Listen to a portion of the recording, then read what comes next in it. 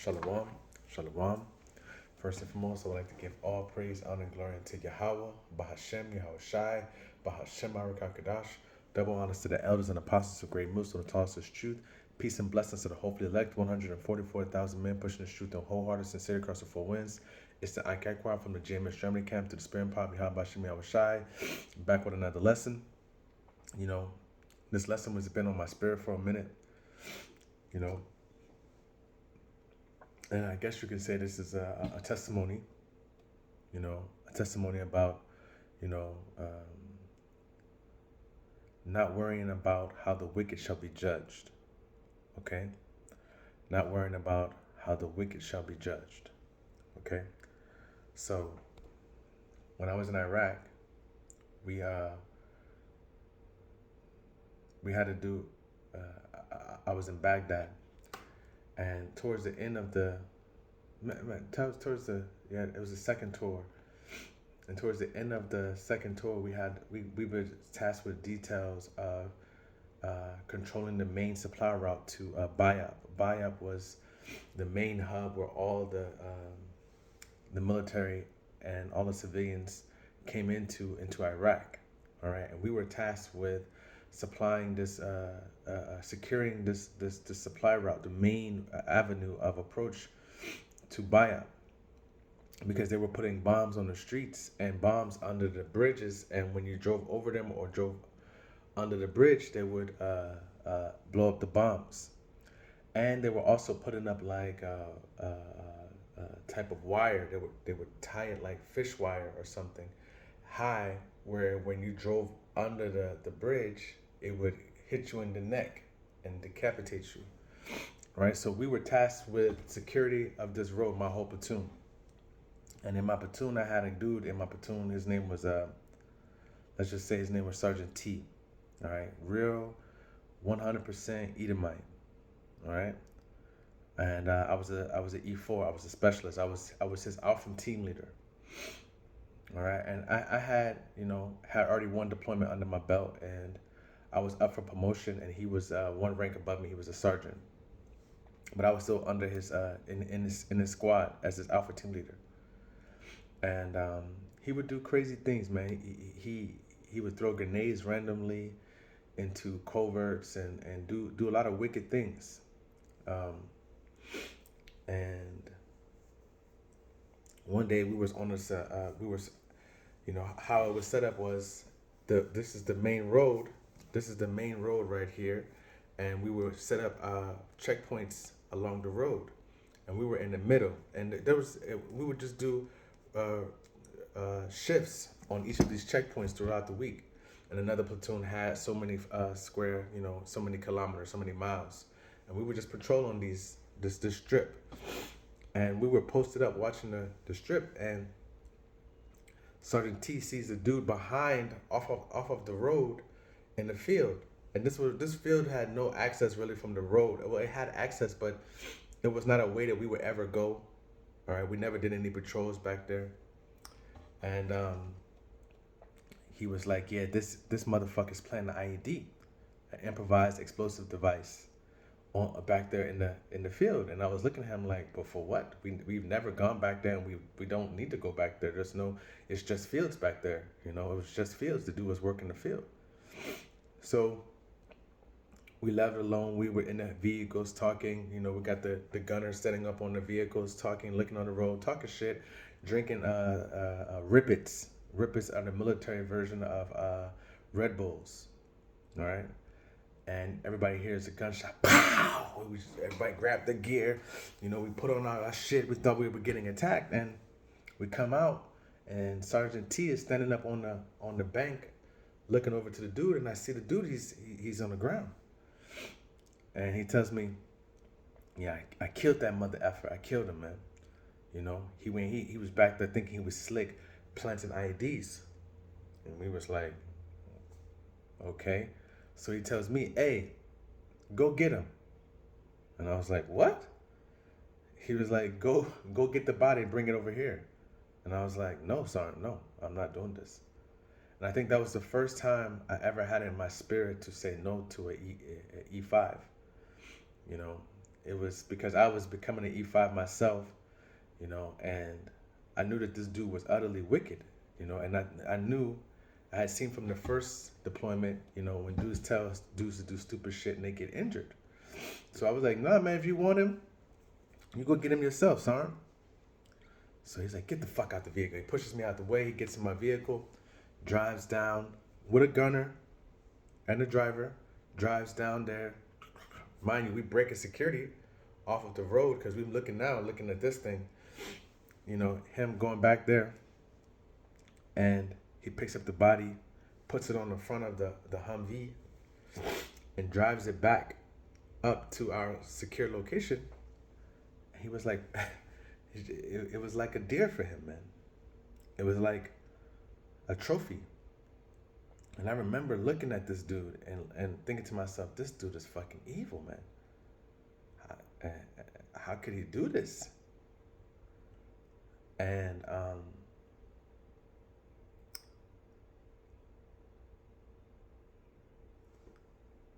they left that body on the top of a Humvee in the sun, man, in Baghdad heat.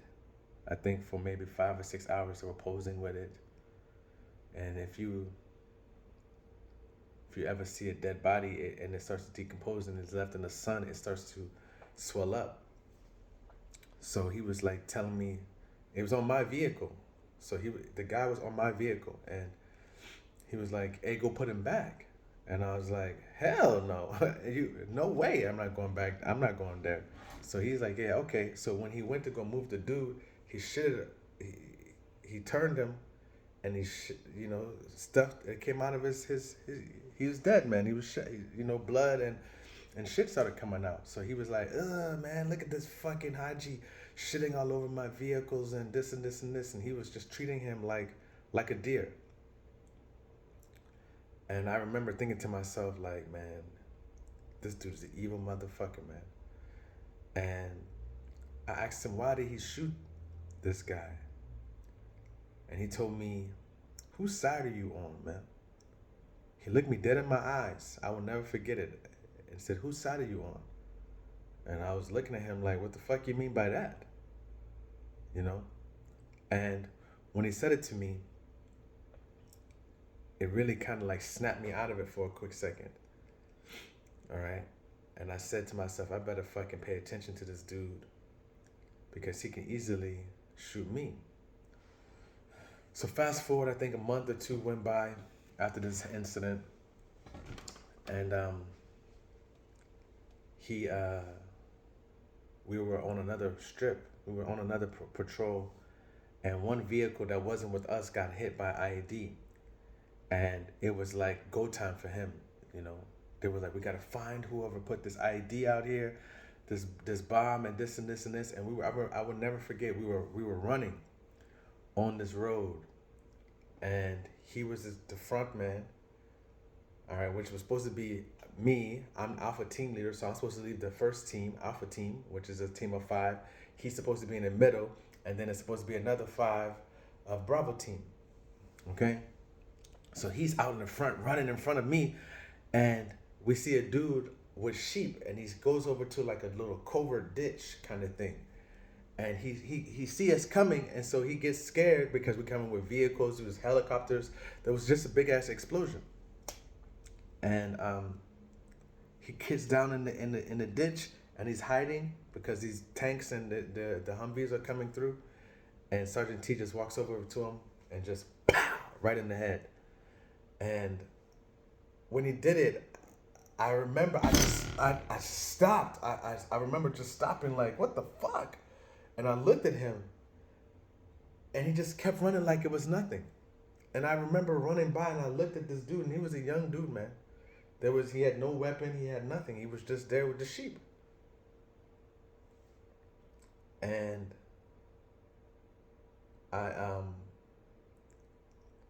was so like, man, I can't wait to get the fuck away from this dude. All right. So we end up getting through that whole deployment, right? And when we came back, I PCS to another unit, and something told me to think about this dude. I remember all this shit, and there's other things that this dude did that I'm not talking about on this video. But you know, he I looked him up because he really left a lasting effect upon my memory. And he was cut in half driving a motorcycle, you know. And at that time, which is way before I was in the truth, I said, yeah, man, you see, karma's a bitch, you know. And I was like, that was, he deserved worse than that, you know. That's how I thought.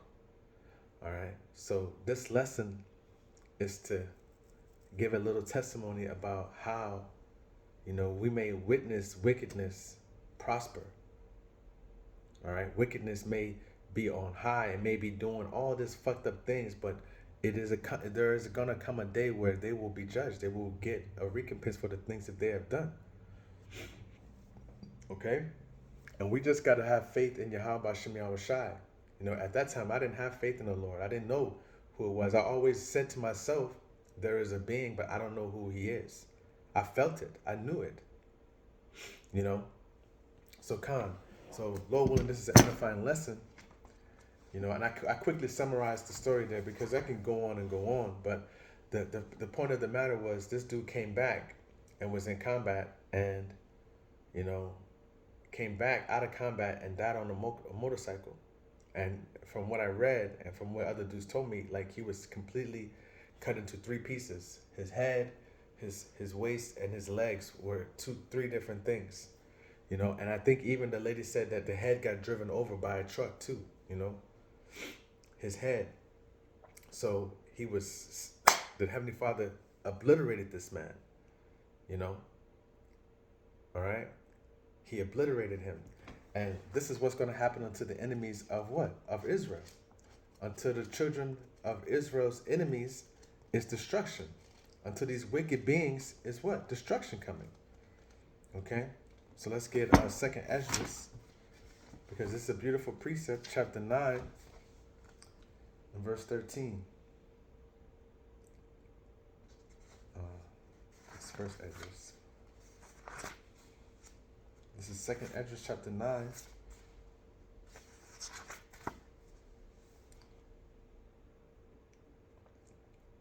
Verse 13. And therefore, be thou not curious how the ungodly shall be punished, and when, but inquire how the righteous shall be saved, whose the world is, and for whom the world is created. Okay, so I read that to say, you know, as we look out right now into this world, we see that the wicked, you know, the elites of the wicked are on high. All right, even you see within Israel, all right, these certain dudes, they got so-called money. These heathen nations, they got so-called money, but they're utterly wicked. All right, and they are going to be punished in due season. Okay, why? Because the Heavenly Father has deemed it so. The unbalanced, the unbalanced situation that it is right now, where wickedness is on high and righteousness is on low, it's gonna flip. It's gonna change. All right, but we should not be worried about how the ungodly shall be punished, because I wondered this about this Sergeant T. All right, I wondered about him, like, yo, I wonder who's gonna kill this dude, if he's gonna die. And then when he said that, whose side are you on?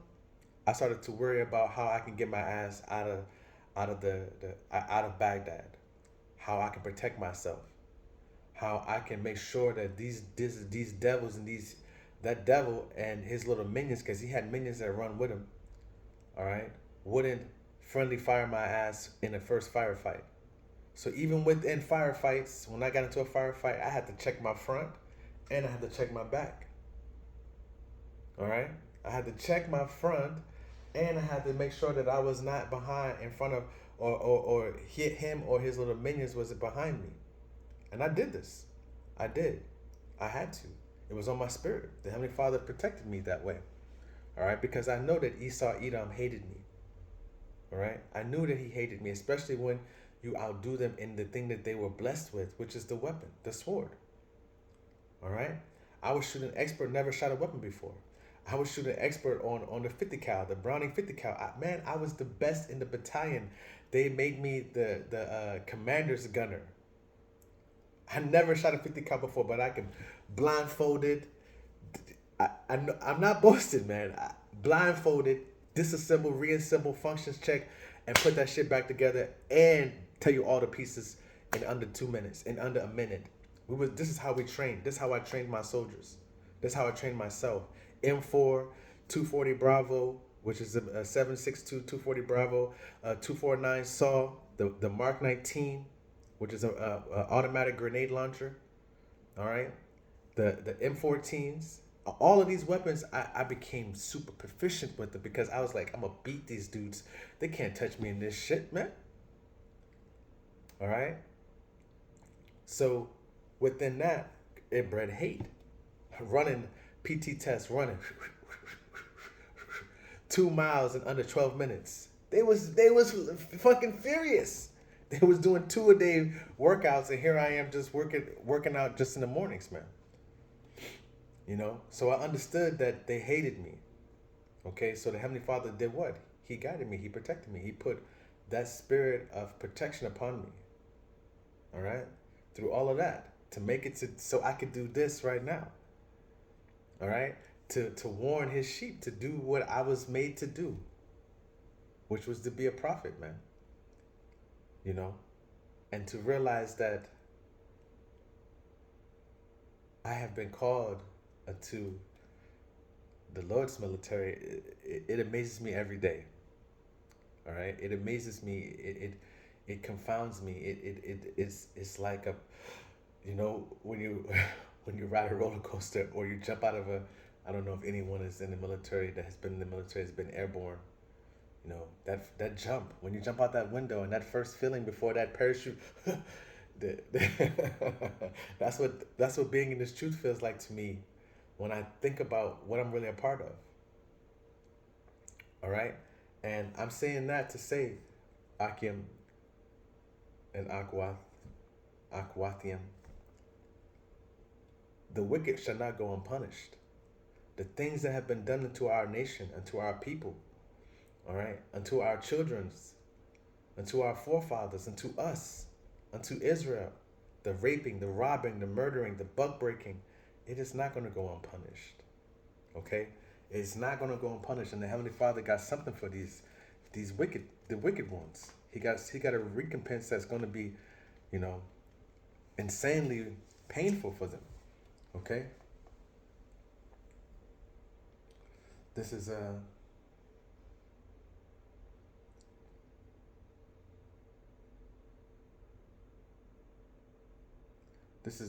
Colossians chapter 3, and let me start at verse 23.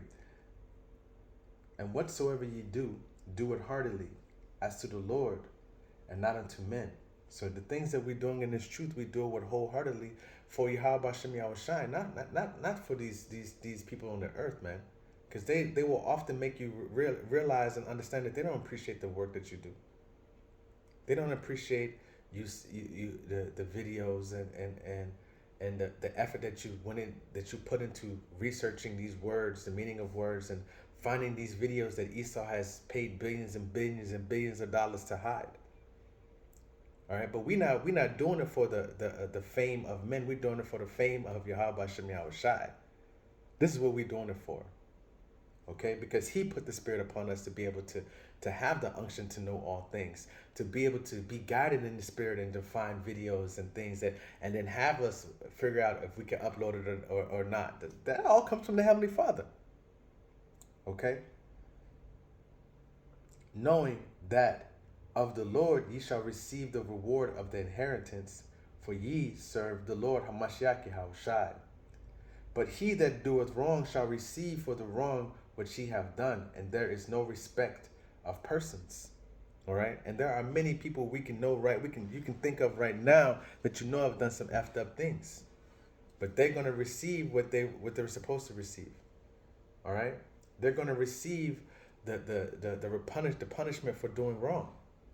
They're gonna receive the recompense for what they've put in. All right, the the investment in wickedness has a return. If you invest in righteousness like we're trying to do right now, we're investing in righteousness. We're investing in righteous accounts. All right? Think of it like that. We are investing in righteous accounts. And if you invest in a wicked account, you're going to get shitty return. If you invest in a good righteous account, you know that you're going to get righteous returns. All right? So as the wicked have done, so shall he receive. Okay? Let's go to Romans. It's a couple of precepts, man. I can go on. There's many precepts about the wicked being destroyed. But Lord willing, this just be a little edifying and maybe motivate a brother to do even better video on this. Okay? This is Romans chapter 12 and verse 17.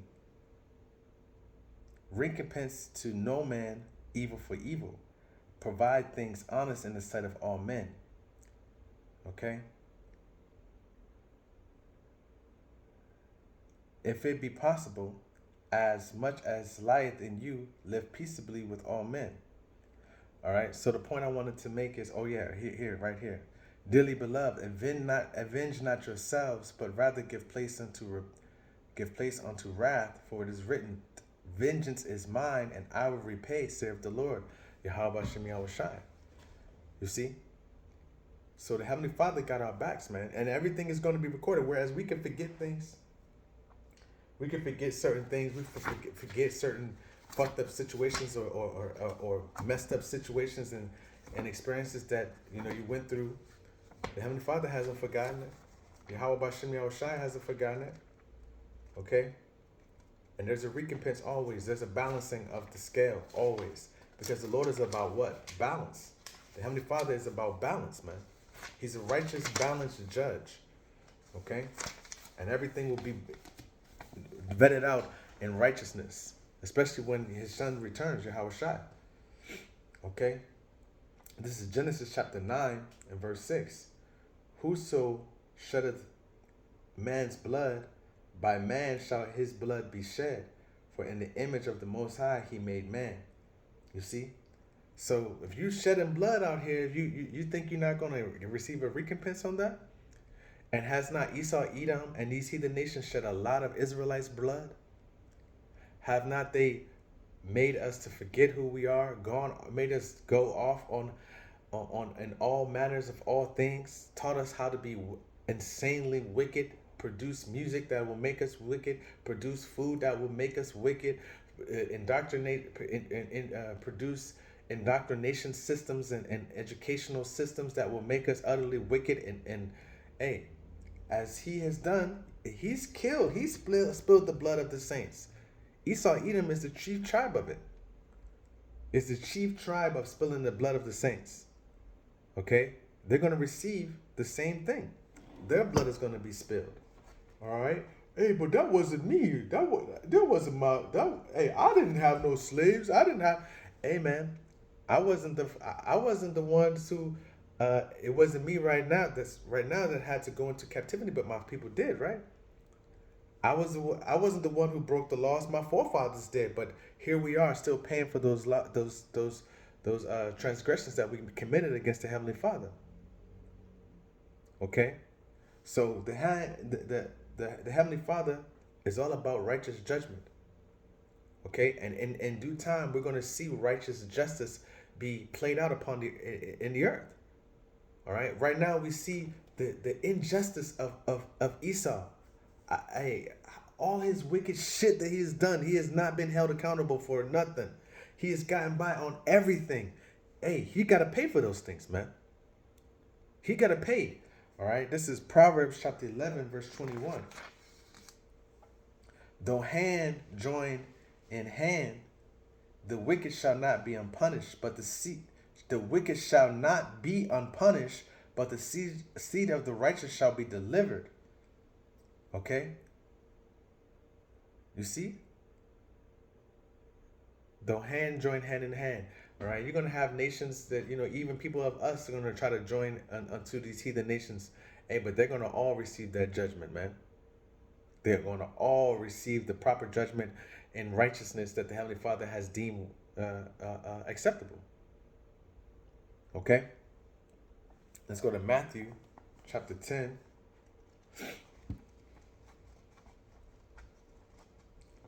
Matthew chapter 10 and verse 28.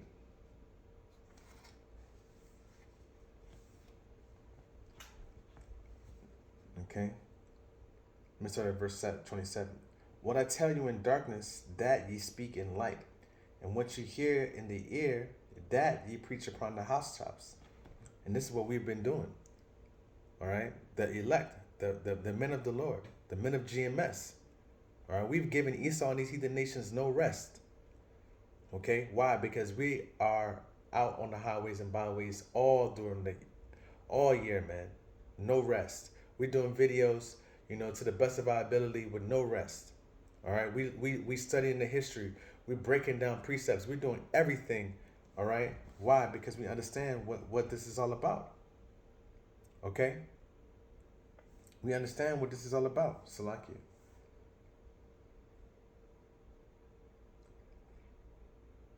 Okay? And that means what? That we are the ones who have been deemed with the lot of bringing out this truth. Pushing this truth into the four corners of the earth. Okay? Verse 28. And fear not them which kill the body, but are not able to kill the soul, but rather fear him which is able to destroy both soul and body in hell. All right? And this is what we got to understand. We don't have to be afraid of these heathens, man. All right? Esau, Edom, and his bullshit ass technologies and these heathen nations, they've always hated us. That's nothing new. They've always hated us, and they always waited with a sword, to kill us in cold blood whenever they had a chance. That's nothing new. That's nothing new. But look in the scriptures and see that anyone who believed on the Heavenly Father, wasn't taken care of. Everyone who believed in Yahweh Shem Yahushai wasn't sustained, wasn't maintained. No, that is the complete opposite. They were taken care of. All right, now the prophets, they had to die at the hands of these heathen nations. Why? To make this prophecy, this book, to be true. All right, but in the end, hey, their latter end is going to be greater than anything that these heathens could ever conceive or imagine. Okay. So don't fear these people. All right, don't fear them, because they got something coming for their ass. Okay, just like Sergeant T had death chasing him the whole time, and after all these things, man, he was fucked up, man. He was fucked up. All right, in his mind, and he fucked up a lot of soldiers too. He fucked up a lot of soldiers, man. All right, because what they witnessed him do, and his wickedness, and his utter disdain for people and human life, for life, and for his soldiers, it was ridiculous. And he was racist too. And here you are, a soldier under this dude. All right, in a hostile environment where easily you can be shot, and he can say, "Hey, that wasn't us that shot him. It was a fucking sniper. We were getting shot at, and somebody shot him from behind." Okay, and don't think, they can, they know your bullets. They're gonna take the bullets out of the soldier and then do forensics and blah blah blah. We had AK-47s. We pick them up. We snatch an AK-47 from a dude in a heartbeat. All right, what they gonna do? They're driving down the road. We go in their houses. We do raids. We still, the U.S. Army did some fucked up things in Iraq, man. I'm telling you. Found gold AK-47s, all gold, with pearl handles, Desert Eagles, 50 cal Desert Eagle pistols from Saddam Hussein's top generals, all this shit. I saw it all, man. Saw it all. Kicking in doors in the night, catching dudes butt ass naked with 3 women in the bed. And then you open the closet, he got fucking gold AK-47s, man. I seen it all. All right? But the end of all that wickedness is what? Destruction. All right? And the stories that I heard about Uday and Kusay, Esau tells lies, but then we found videos and shit, about how those Iraqis really got down, man. There were some wicked ass people too. You got to understand that Babylon the Great, Sodom and Gomorrah, all right, they was all in the same type of vibration under Nimrod, man, Babylon. All right, and Nebuchadnezzar, they were all wicked too. All right, so the Heavenly Father brings swords upon the wicked. That's why He used Esau to go there and destroy millions of Iraqis, man, for the wickedness that they were doing. In Iraq, on Thursdays, it's chai boy days. They have sex with little boys, man, on Thursdays. In Afghanistan too. I thought it was just in Iraq. Then I went to Afghanistan. They take it to another level, and you better not even come around on Thursdays in Afghanistan, bro. They take it as disrespect.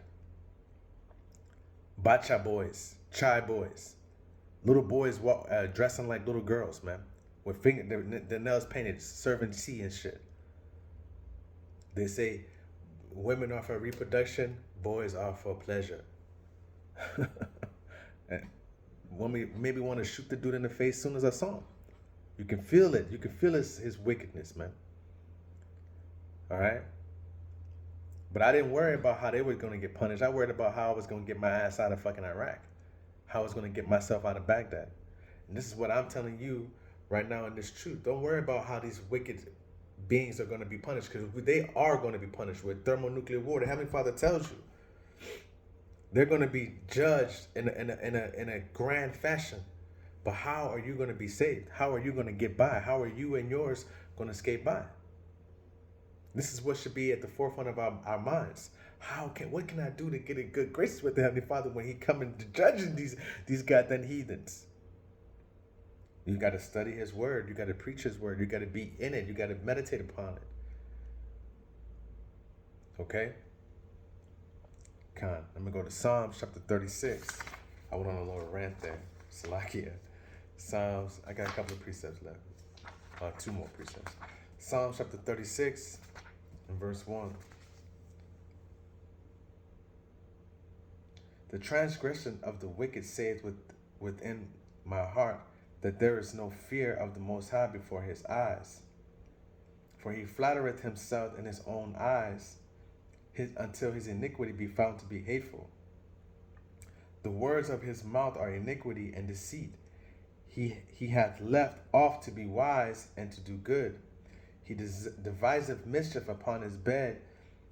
He setteth himself in a way that is not good. He abhorreth not evil. Okay? And this is, and I've seen this. I've seen Esau at his true state, which is at war, where blood is in his eye, in his heart, and war is in his heart. I've seen it. All right, I've seen it. I think in my platoon, when I first went to Baghdad, I think it was maybe